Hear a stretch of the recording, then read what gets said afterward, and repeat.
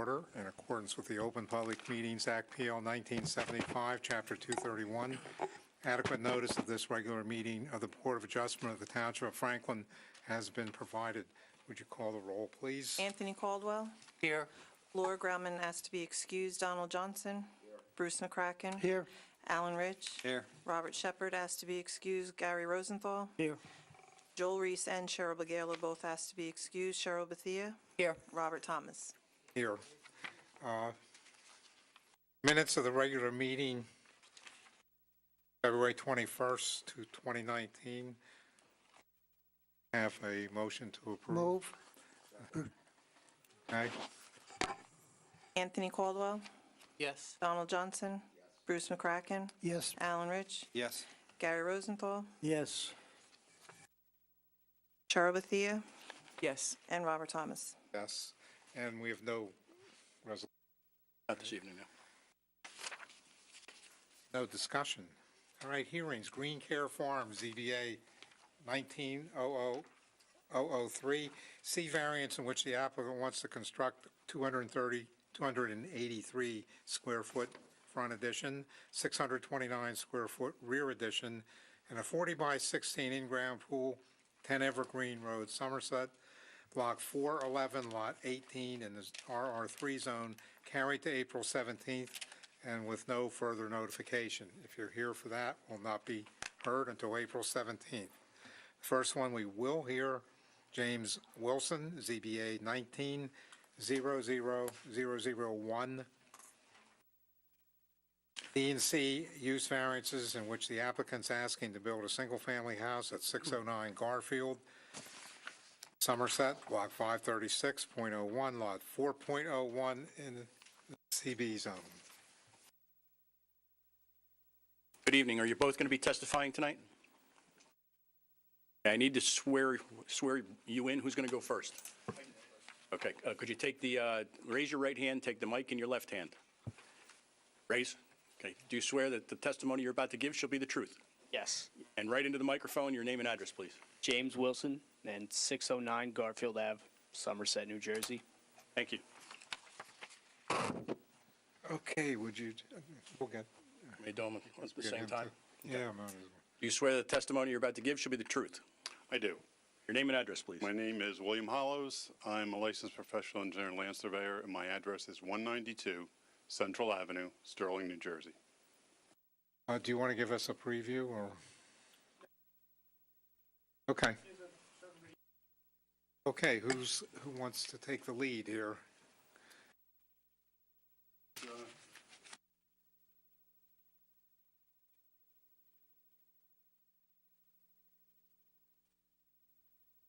With a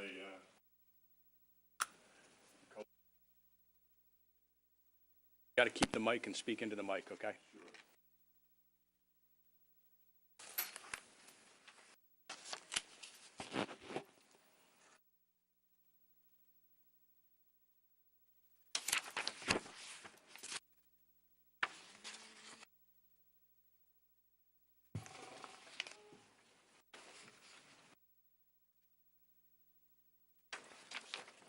Again, for the record, William Hollows, firm of Murphy & Hollows Associates in Sterling, New Jersey. And the subject property at the corner of Garfield Avenue and Campus Drive would be the northeasterly corner. It is in the CB zone. It is a quarter-acre piece of property in a 5-acre zone. It is presently vacant. And Garfield Avenue, if you're familiar, if you've looked at the drawings, is the subject property is right across from the Southbound Brook Rescue Squad. And there are presently 4 homes on this street, which dead ends into Route 287. In addition, there are a few other homes across the street on Campus Drive. And then to our east is a approximately 3-acre parcel that's owned by the Township of Franklin. And to our north is an existing residential property. We're here for a use variance to build a single-family dwelling on this parcel of land that's approximately 1/4 of an acre. It's approximately 115 wide by 103 deep. It is serviced by all municipal or public utilities, that i.e. sanitary sewer, water, gas, and overhead wires.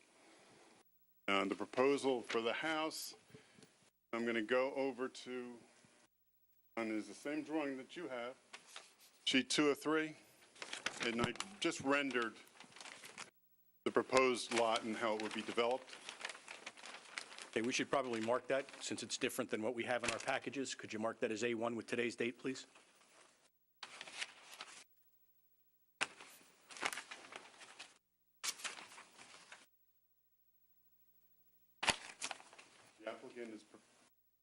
The applicant is proposing to put up a modest house, a bi-level or raised ranch-style home on this property.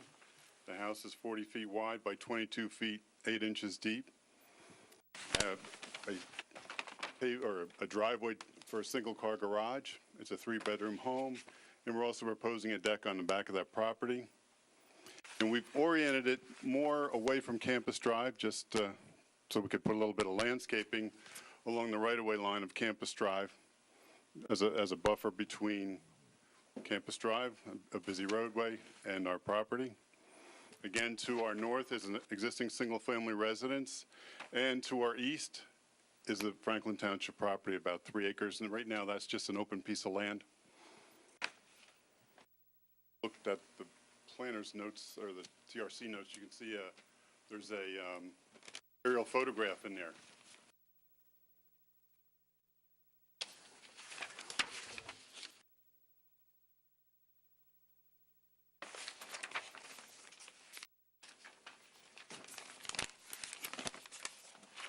Be on the 3rd page of the TRC, and you can see our property is colored out in yellow, and you can see the rescue squad building across the street and the other homes, and there's actually the home at the end is a recently constructed home there. It kind of gives you an idea of what the property's like there.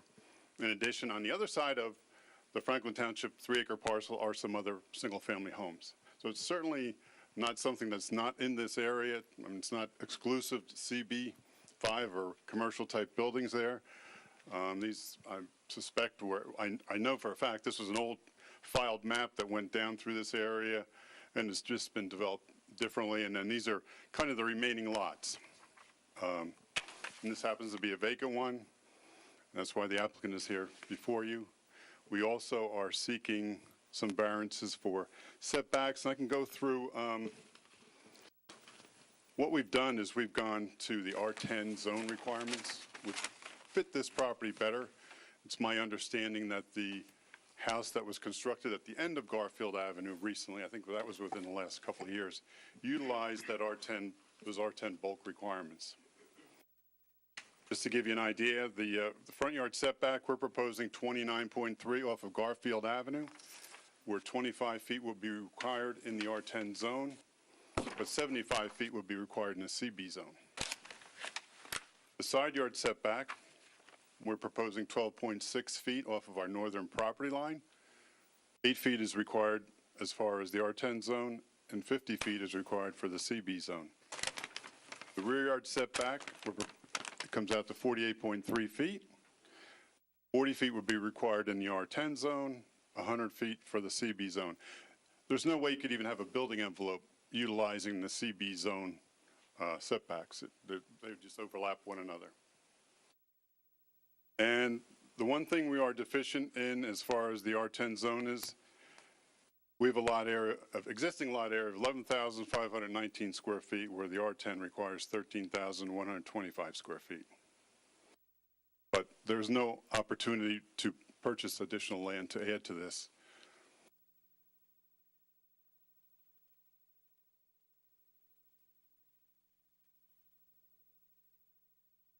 You said the rear of the property is township owned? Actually, to the east, yes, you're right. It would be the rear of this house is the township-owned property. And it's approximately a 3-acre parcel according to the tax map.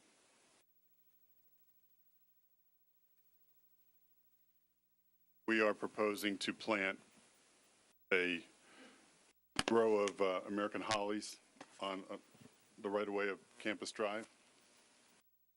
For what it's worth, it's not park or open space, it's just municipally owned land. Doesn't have a designated use. And to give you an idea, this is a neighborhood of residential homes. This property could never be developed in the CB zone requirements. It really is a residential lot that just happens to be vacant, sitting there in this area, and the applicant would like to put a home there. Is this home for the use of the applicant? Yes, I will be living there, me and my wife.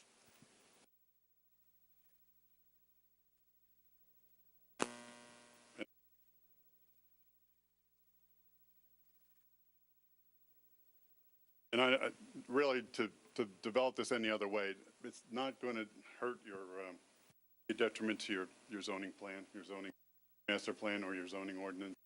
Any matter. Again, this just fits. This is a residential lot in a residential area that just happens to be zoned CB rather than R10. That's really what we have as a presentation. Unless you have some questions, I'd be happy to answer those. Mr. Chairman, I'll just speak to it a little bit. As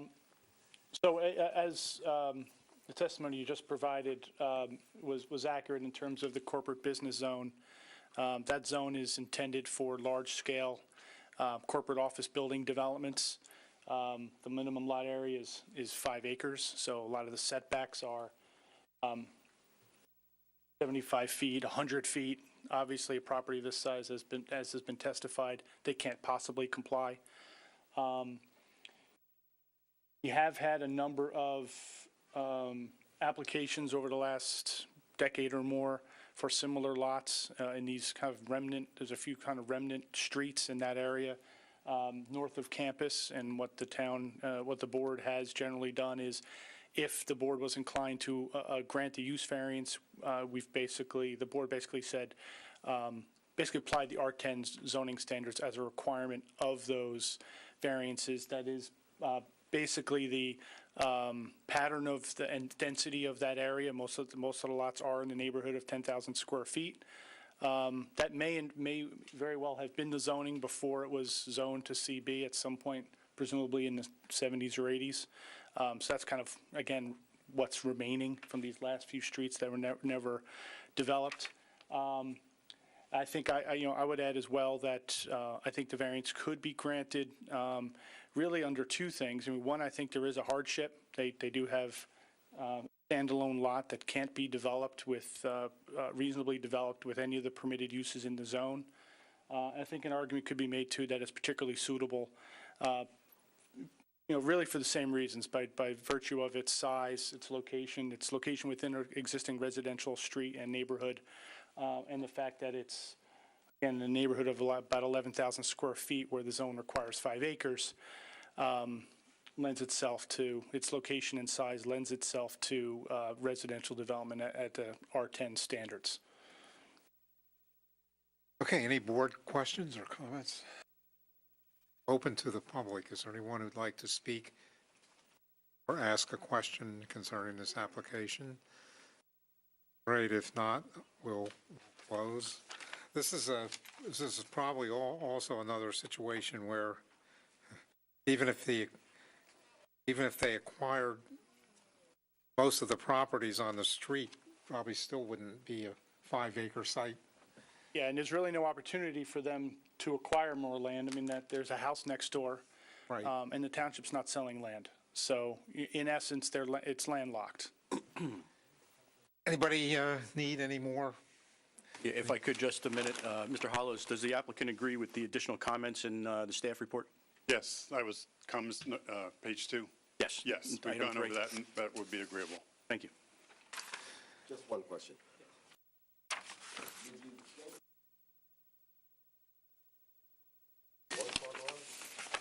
We did not. This was one of the houses we picked out from our builder. It was kind of one of the plans he had. But it'll just be us two living there.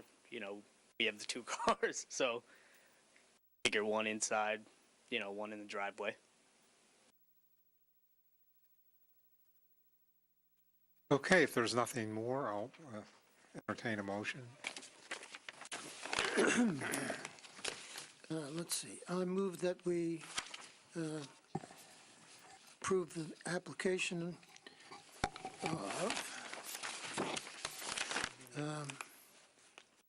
single-family home application for ZBA 19-4001 on Garfield Avenue in Somerset, Block 53601, 401 lot, and in the CB zone. And for all the reasons given, that the CB zone is inappropriate and that the residential zone, 10,000 square foot residential zone fits the lot and the building as it's shown. Okay, we have a second. I'll second. All the board. Anthony Caldwell, Yes. Donald Johnson, Bruce McCracken, Yes. Alan Rich, Yes. Gary Rosenthal, Yes. Carol Bethia, Yes. Robert Thomas. Yes. Okay, good luck with your venture. Thank you.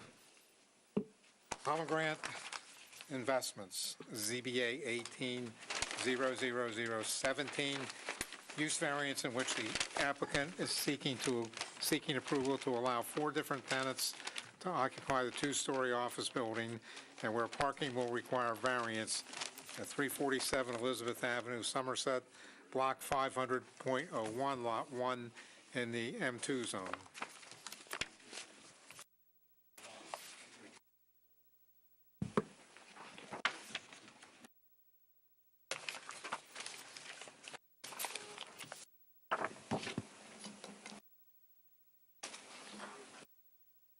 Good evening, Mr. Chairman, members of the board. Peter Lanford appearing on behalf of the applicant.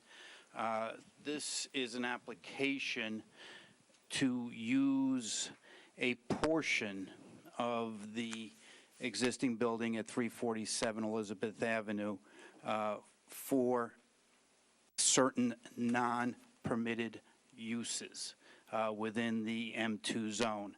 The M2 zone does allow office buildings. This is an office building, so the building in and of itself is a permitted use, but there are uses that my client would like to have in the building as tenants which are not permitted as determined by Mr. Healy, who is the zoning officer. So we are here this evening to request a use variance for those uses. Before we swear my client in, he prepared a chart which I think will help set forth how the property is currently and proposed to be used. And with the issue of the parking variance, as usual, where there are non-traditional uses, when the township determines the parking requirements, it determines the parking requirements based on if every proposed use within the building was fully occupied at the same time. And that's why Mr. Healy, and correctly so, came up with a number of parking spaces that were required by the applicant. When you see the chart and the uses, we can clearly demonstrate that there is sufficient parking on the site for the intended uses. So if I can have this marked A1, and then we can have Mr. Reddy sworn in while I pass this out.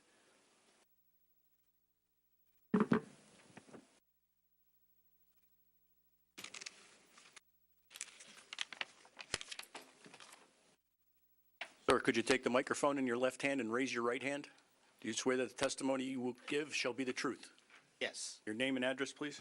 Ram Reddy, Could you spell your name, please? R-O-M as in Mark, Reddy, R-E-D-D-Y. And your address, please? 6 Cary Farm Court, personal or office? Business is fine. Business. 347 Elizabeth Avenue, Somerset, New Jersey, 08873. Thank you.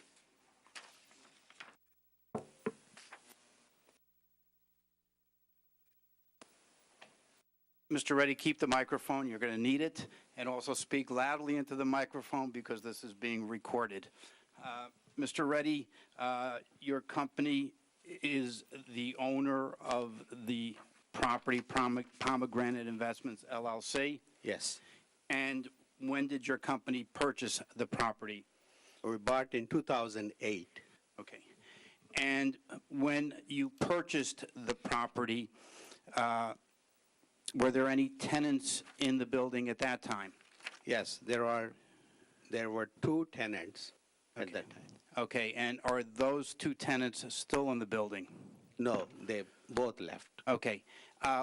When you purchased the building, why did you buy it? I want, as an investment property, and I want to use it for our internal purposes also, our Okay. business also. So you have a business other than owning real estate. That is correct. So not only are you the owner of the property, you rent space within the building to yourself, is that correct? That is correct. And how much space do you rent to yourself within the building? Right now, I'm using 10,000 square feet. And how big is the building?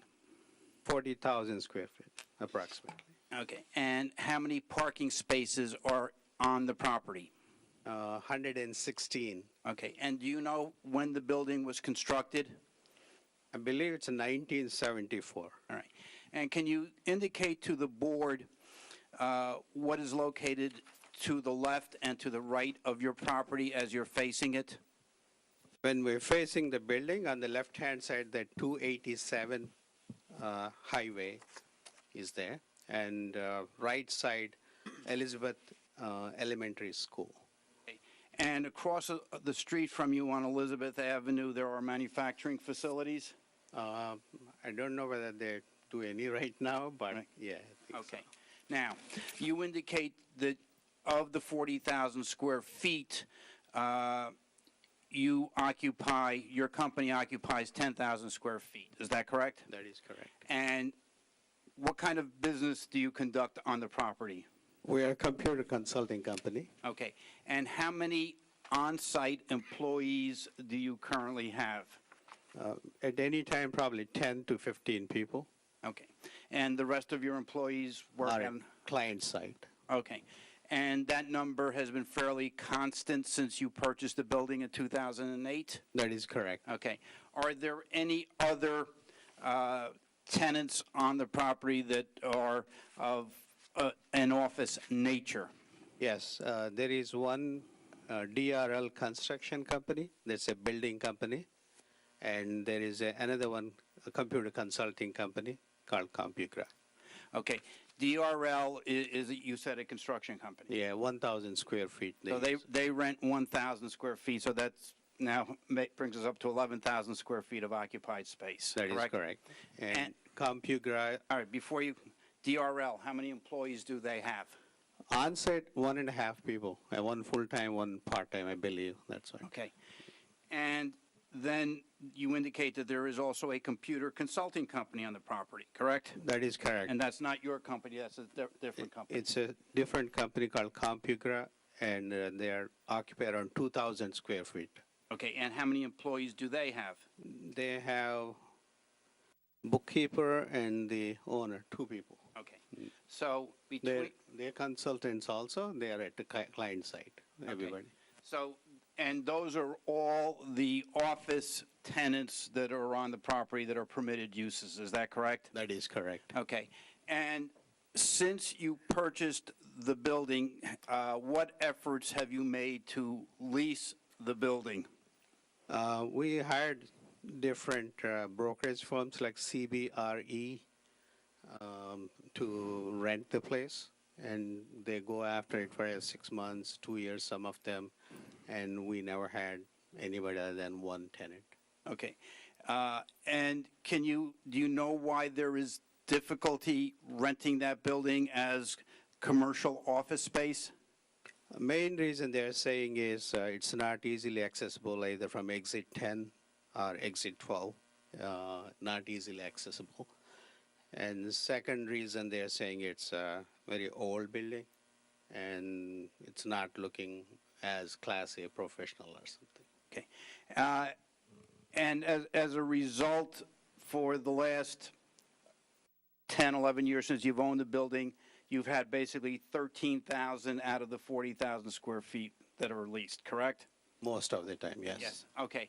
And as a result, you have gone or have been approached by uses that are not permitted within the office zone, is that correct? Repeat the question again. As a result, you have now had the opportunity perhaps to lease the space within the building to uses that are not permitted in the zone. That is correct. And that's why we are here this evening. That is correct. Okay. Before we go into let me just ask, on any given day, how many cars are in your parking lot? 20, maybe, 20, 25. Now, there are 4 uses that we are talking about this evening that we want to put into your building that are, as determined by the zoning officer, non-permitted uses, correct? That is correct. Okay. And we provided a chart for when those entities are going to use the property, correct? That is correct. Okay. And one of them is called Art of Living. Is that accurate? That is correct. All right. And what is Art of Living? Art of living is a meditation. They train in the meditation and practicing breathing techniques, Okay. yoga and other stuff. And they are proposing to lease how much space? 2,000 square foot. And when would they be using the property? Most of their clients come in after business hours, so they will be using. They propose right now this is a Monday, after I think between 6 and 8, and the second one is on Saturday in the morning. On that way. Okay. So they want to rent 2,000 square feet of space within the building and use it those 2 particular times, correct? Yeah. Okay. The other is a church, and they want to obviously use it for religious services. That is correct. Okay. And how much space do they wish to lease? They're just starting church at probably 900 to 1,000 square foot. So they will be leasing 1,000 square feet. And in discussion with the pastor of the church, is there an anticipated number of people that would be attending those religious services? Yeah, probably 20 to 30 max. And they want to use the property only on Sunday? That is correct. Okay, from 10 a.m. to 12 noon. Yeah, they moved from Accra, Ghana, and they just want a small group of people. Okay. And the third group that you have here is on the chart is the Guruji. Guruji Foundation. Okay. And what does the Guruji Foundation do? 2 things. One is the prayers and also teaching their children about the culture, Indian culture. Okay, so again, it's a religious use. Faith-based. And religious uses or houses of worship are not permitted in the M zone. That is correct. Okay. And based on the chart again that we provided to the board members, they would be renting how much, well, first of all, how much square footage would they be renting? 5,000 square foot. And they would be using the facility twice a week on a Thursday evening and then again on a Sunday? On Sunday. All right.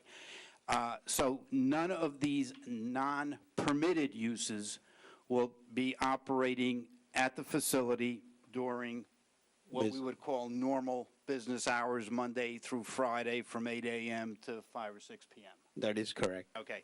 So if somebody were to go to the site and the board were to grant the variances, the 15 to 20 to 25 cars that they would see today would still be the same 15 or 25 cars, assuming your current tenants stay on the property, correct? That is correct. Okay. And all of these activities are off-peak hour activities, correct? That is correct. Okay.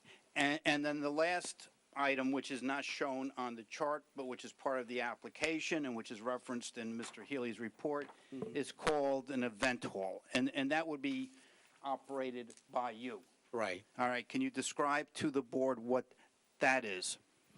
Yeah, We're a computer consulting business. The way that we get the marketing leads is by hosting educational sessions to companies like Johnson & Johnson, Pfizer, Merck, Bristol-Myers Squibb kind of thing.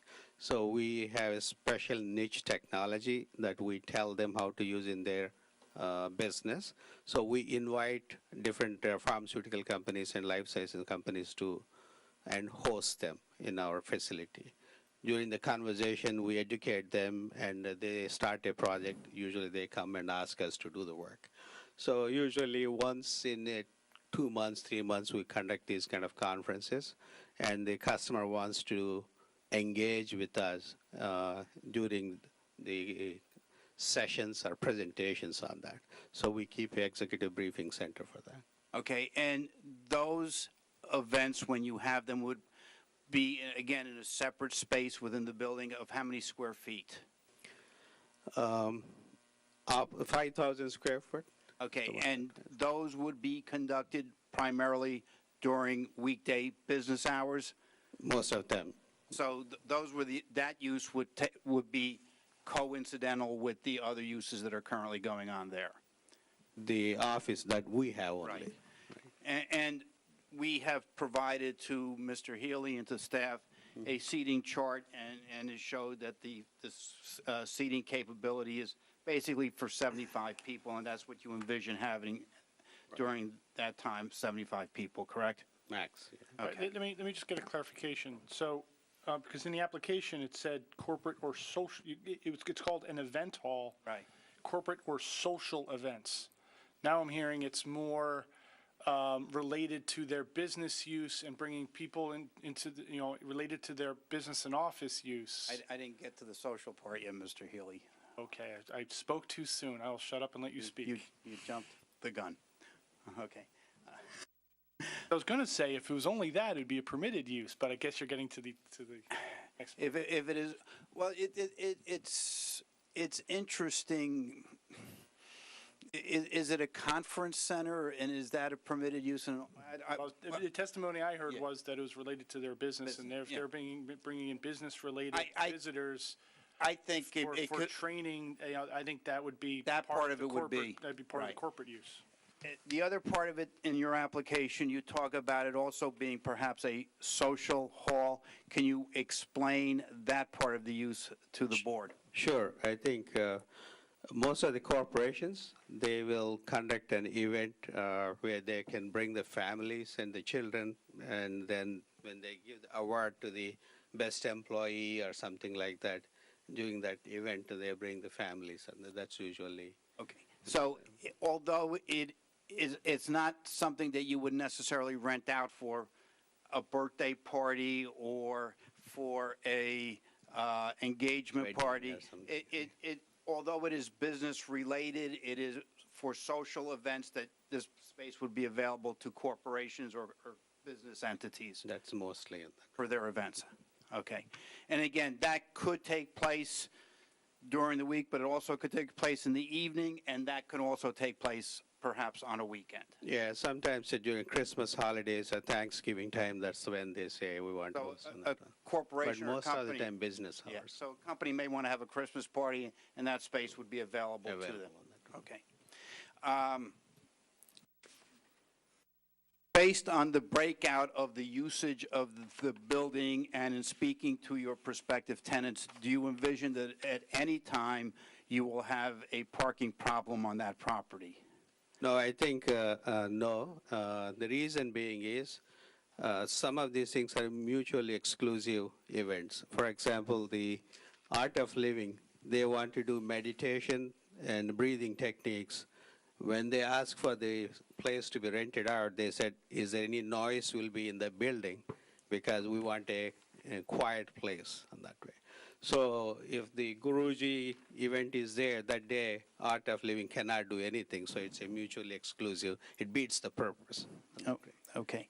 Now, you also, after we submitted the application, there was a staff report that was issued by the Technical Review Committee dated March 12th, 2019, and there were certain recommendations in there concerning the property and the maintenance of it, including but not limited to the restriping of your parking area and also paving over, there are some spots that need to be filled in and patched.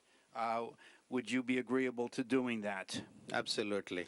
Okay, and also the county had an issue with your entrance that also needed to be upgraded, and you would obviously comply with the requirements of the county, is that correct? That is correct. And again, for the record, if the board were to approve this, we are not going to have any formal kitchen or cooking facilities in the building.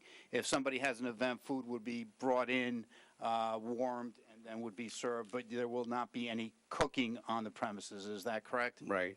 Okay.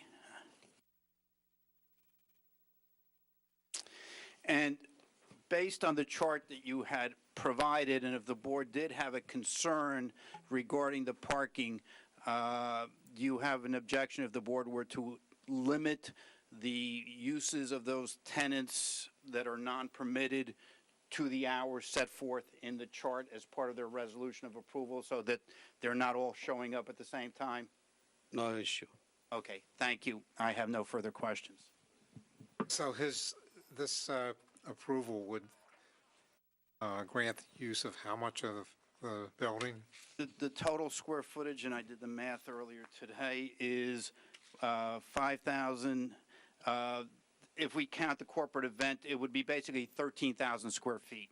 Plus his 11, His 10 is, and there's currently leased 13,000 square feet. So 26,000 square feet of the building would be occupied. 14,000 would still remain unoccupied. so what would happen with that? Well, that And would what be, effect would it have if he found people to lease it to? well, he can only lease it to business uses, which would be using the business during the building during regular business hours. They would be office uses, which are permitted. He can't have non-permitted uses unless he comes back here. So, in other words, if I wanted to move my law office in there, I have a right to move it in and use the building. If a doctor wanted to move in there, he can move in there. But, so he can do that, but he can't obviously lease the building to non-permitted uses. Okay, but some of those things might be, some of those legitimate, Permitted. permitted business uses may have hours beyond regular business hours, right? Perhaps. So that you know, what's to ensure no potential conflict? Well, I guess that, there are minimum parking requirements in those off hours for the uses that we're looking at. Just want to be sure future that it's going to work together. The reality is that if the normal, I don't want to say normal, the typical business operation is normally a 9 to 5. Would there be times when Right. somebody's going to have some after hours? Yeah, it may happen. But again, given the fact that in the evening, weekday evenings, the only two uses, one of them is going to require 30 to 40 spaces on a Thursday, and the other one's going to require 20 to 30 spaces on a Monday. So the parking lot has 116 parking spaces. So even if those two uses are there and a doctor, an attorney, an accountant, or somebody has evening hours, there's more than adequate parking to deal with the remaining 14,000 square feet, should they have late hours.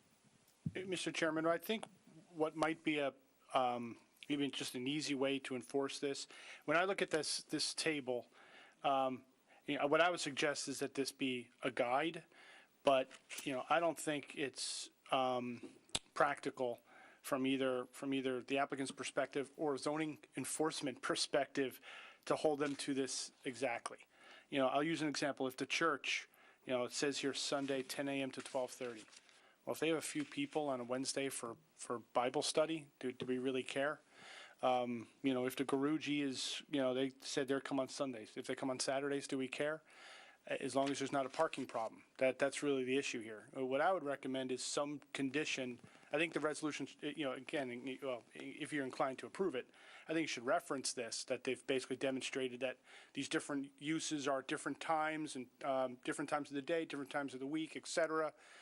You expect them to manage their parking needs on the site on a daily and weekly basis, and that if there's any parking observed, whether it's any of these uses that need the use variance or any of the existing or future permitted uses, if they're parking at the Elizabeth Avenue School, if they're parking across the street, that's a zoning violation in there, because it's their obligation to manage their parking needs and keep it on site. And if we see cars parking across the street or parking Elizabeth Avenue School, they're in violation of their use variance, and they'll get a zoning violation. I understand that completely. The other concern, and maybe it's not anything to worry about, is that in a year or two, Art of Living needs 40 to 60 spots because they have 40 to 60 people, or the church gets bigger. If we need more space, again, we would be limited to the square footage that we're asking for. So if the church decides or grows and needs more than 1,000 square feet, needs 2,000 square feet, we got to come back because the use variance only lets us use 1,000 square feet. Yeah, and that isn't, yeah, and Mr. Lanford is 100% correct. As far as the occupancy, that's what they're asking for. What I'm suggesting in terms of, flexibility or using this as a guide as far as the times and days of the week of when they're going to be there. But certainly, if the Guruji is going to be 5,000 on here, that's what they're limited to. Yeah, I'm not sure that the times where these, where the building's being used can't, I'm sure it can handle some, doesn't always have to be staggered so that someone's not there when one group is there, just so it's understood clearly in some manner that those uses are limited to X number of square feet. I think, that's where we'll probably have the problem first, because that'll, you have 14,000 square feet in the building, and you may very well come back and want to increase it, which is fine. But I think that we should know about it as it's going along, so we have the opportunity to review it. That's all. Want to make sure that would happen. They change it, they would have to come back. Legally, he cannot come into the building department and say, I want a building permit to change the Guruji from 5,000 to 7,000 square feet, because he first has to go to zoning, and when he goes to zoning, Mr. Healy's going to look at that and say, the other 2,000 square feet is for use that's not permitted, come back to the board. So he cannot on his own just expand any of those uses without being marshaled back to you guys to look at it and review it. Okay, other board questions? I just have one question. I noticed the Art of Living in the table in the application. It indicated that there were 2 to 3 times a week, but you're Right now, they're planning on just being there two just times. 2. Yeah. Okay.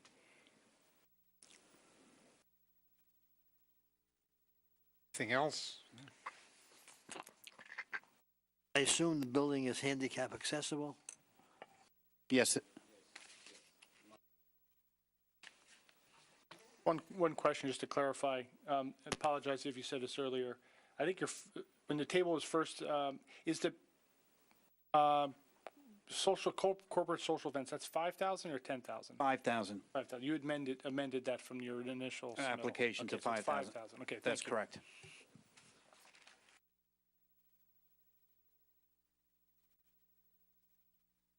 And you already agreed to, you're going to do the restriping and.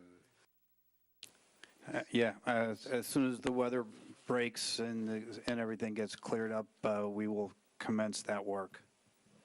And is there a time frame that you're committing to do that in?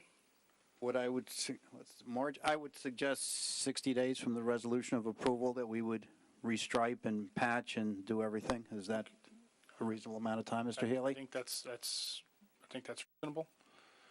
And what about the county's Oh, county, comments? yeah, that's How does that get taken care of? I think we have to do that at the same time. I mean, it's basically repair work at our driveway entrance and putting a new sign in. So I think we would have to comply with those comments. You know, obviously, if he's having a contractor come out to do the thing the work in the back, he'll do that at the same time. Because we'll need to have some type of proof that the county's been satisfied. We will provide that. Thank you. I think the county even requested that we post a performance guarantee before we start doing the, remember correctly?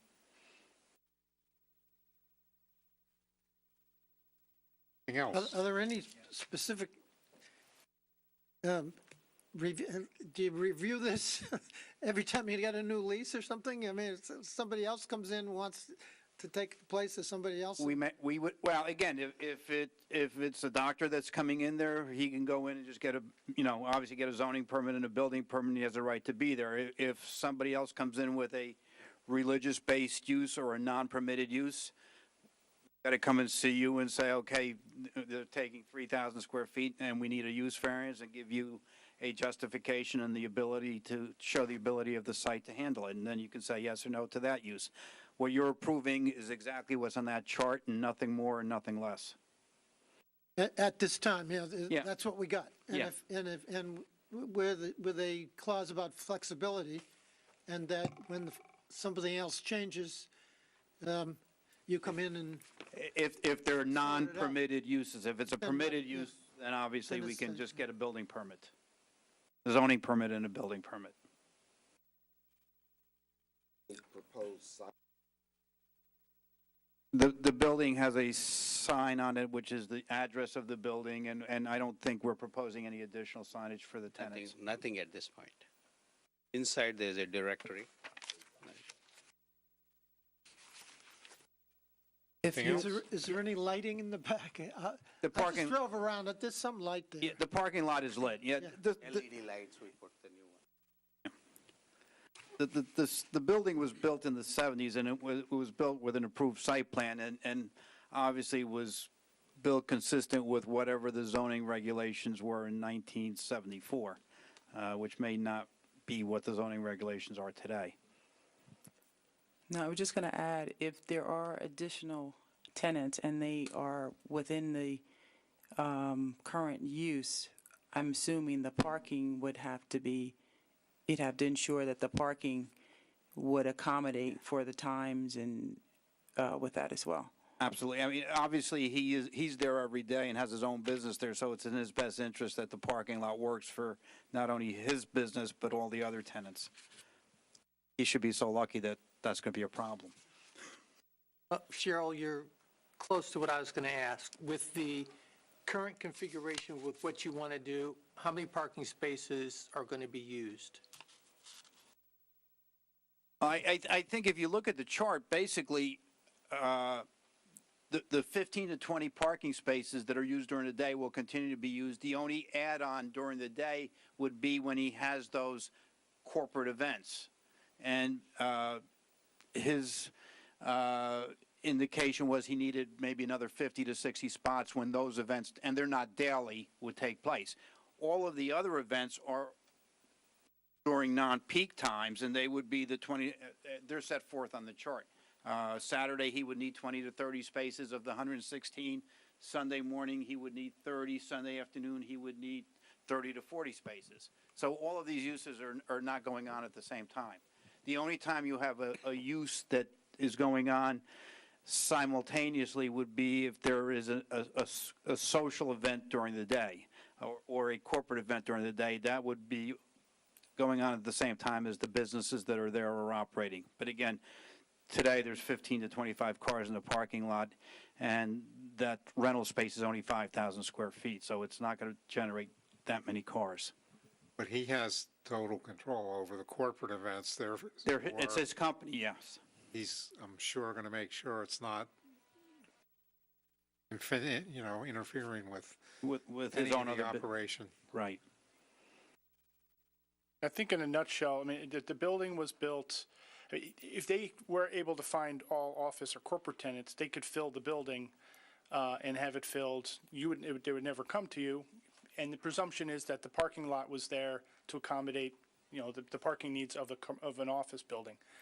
What they're basically saying is, well, we can't fill it with office, so we want to have these other uses, and we're having them, as Mr. Lanford just said, in the evenings, on the weekends, what have you. And then what I would suggest, again, the suggestion I had before was have the condition that it's incumbent upon him and an obligation of the applicant to make sure that they do that they manage their parking needs. And if he was to have a large social event or corporate event in that event hall during the day on a Wednesday, and hopefully you do fill the rest of your building with other office tenants, and that creates people spilling over onto the other properties of the side streets, he's now in violation of his approval because he hasn't managed his parking demand. Okay, anything else? We'll open to the public, if there's any. Like too much public here, so none are interested in asking anything, so we'll close and entertain a motion. I move the application of Pomegranate Investments LLC, ZBA 18-00017, at 347 Elizabeth Avenue, Somerset, Block 500.01, Lot 1, in the M2 zone. Second. Second. Okay, Anthony Caldwell, Grant. Donald Johnson, Bruce McCracken. Yes. Alan Rich. Yes. Gary Rosenthal, Yes. Cheryl Bethia, Yes. Chairman Thomas. Yes, Thank you very much. and we'll Thank you very much. entertain a motion to adjourn. So moved. Second. Meeting adjourned.